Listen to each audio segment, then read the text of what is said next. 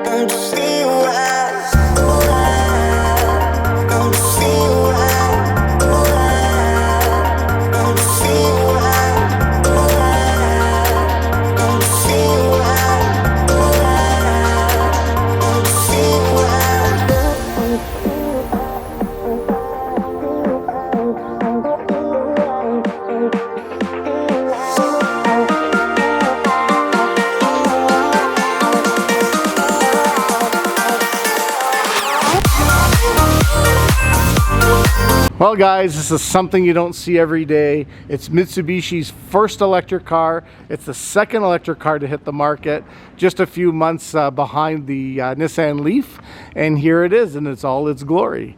It's kind of a really funky different style to it. When Mitsubishi entered the market on the EV, they picked a K-car style from Japan and converted it to an EV. So this car actually started life out as a gasoline-powered small city car in Japan. But anyway, they brought it over here, did some extensive work to it, worked an EV DNA in it, and this is what we got. We got the I-MIEV. And now I-MIEV stands for, I believe, and I will correct it if it's wrong in the comments section, Mitsubishi's Intelligent, the I-MIEV is Intelligent Mitsubishi Intelligent EV Vehicle, electric vehicle. And so it's basically a four-door hatchback. It doesn't have traditional styling at all, but again, it's not powered by anything but a 16 kilowatt battery and a small electric motor behind the rear wheels. It has seating for 4 passengers, and it is quite roomy for what it is. The architecture is a taller architecture, so you're sitting more of theater seating. So as you can tell, it does have full room for 4 adults, and it can handle it pretty easy.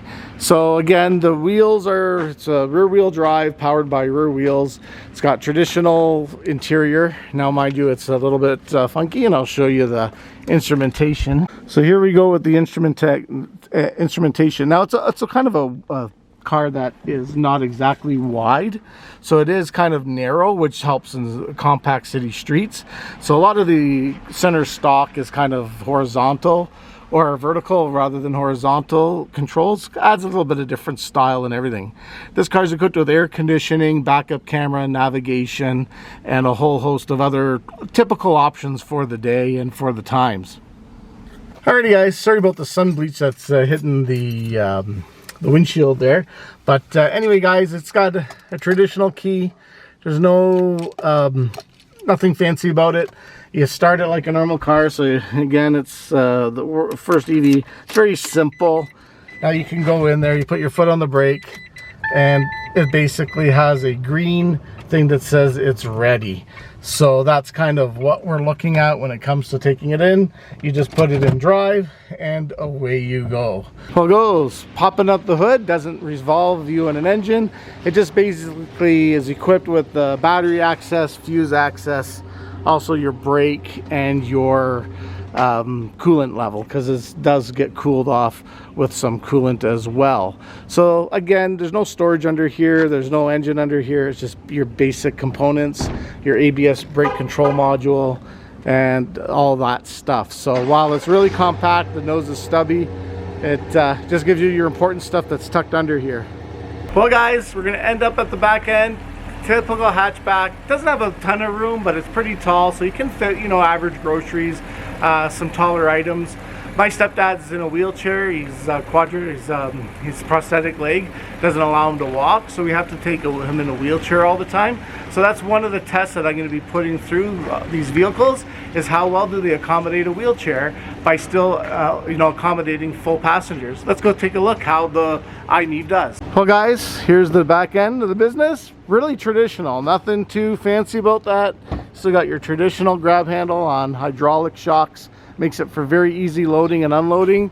The floor is, you know, kind of just hip high, but as you can see, it does offer, you know, generous cargo room for the average runabout, and it does fit a folding wheelchair very easily, so you can still accommodate a full passenger load plus the wheelchair and a little bit of cargo space. And for those times that you need maximum cargo space, you're looking at a full flat fold down seat, which can triple your capacity on putting in extra large items or just carrying another longer piece item that won't fit. It stays pretty flat and accommodating. So we can't show you the motor. It's underneath the back hatch here, and this has a nice generous cover here, and then under the cover is got a good, really thick pad for insulation. As you can see, it's a couple inches thick there, and then under this access panel will be your electric drive motor. Again, it's on the small side due to the fact that this is an entry-level EV, so the battery pack and the battery motor isn't going to be what you would find in any of the higher end, more price premium electric vehicles. But anyway guys, that's kind of a quick little walk around on the Mitsubishi I-MIEV electric car. It's great for city, short distance commute. It's a short range traffic fighter, excellent for parking and low cost maintenance. Now we're looking at, you know, replacing the battery on the I-MIEV. That becomes a bit of a price point where it becomes a little bit expensive. Replacing it through the dealer can cost upwards up to $18,500 Canadian, and that is not sure if you get a rebate on the old battery or the old cells. But as battery technology increases and options do come out there, that may subject to change. So again, you're looking at a short range of only about 80 to 100 kilometers at the most. So it would be good for just people who are not using it on a daily basis or any long-term commutes. Well guys, that just brings me for the quick walk around. I'm going to go through a little bit more feature by feature. It is a car I'm considering buying right now. The price point is great. It runs, drives, handles great. We're going to look into some of the battery, the age of it, and to see how much life it's left into it. But anyway guys, this is high on my list of what my next community vehicle will be. Let me know in the comment section what you think of the Mitsubishi I-MIEV and electric cars in general. Guys, thanks for towing me along, and we'll catch you in the next episode of Core Daddy Motorsports. You stay loose for now.